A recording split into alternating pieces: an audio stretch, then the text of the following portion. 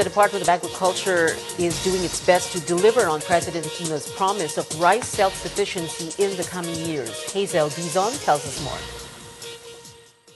In his sauna, the president was nothing but praises to the agriculture sector, pointing out Secretary Proceso Alcala's efforts. Indeed, DA spokesperson Salvador Salacup confirms DA Secretary Proceso Alcala and his team have visited all of the provinces in the country that embarks in agriculture. Alcala earlier said through his visits, he could feel that the government is finally gaining back the trust of the country's farmers and fishermen. We want to feel the pulse correctly, straightforward, ano yung mga problema, and ano yung mga pangangailangan ng ating sektor.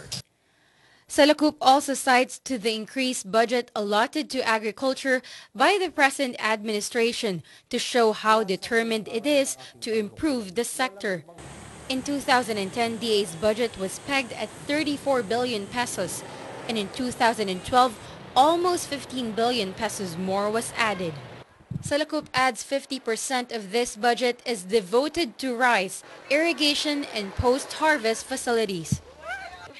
Salacup says the astounding debt that the NFA has incurred is due to the heavy imports that the country made in the previous years.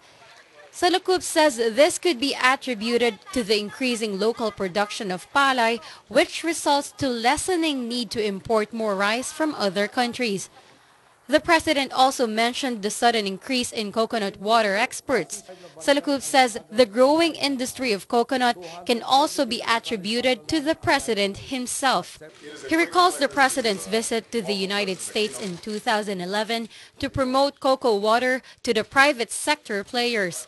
Salacup says the DA through the Philippine Coconut Authority is working side by side with local cocoa traders to ensure supply both for export and the local market.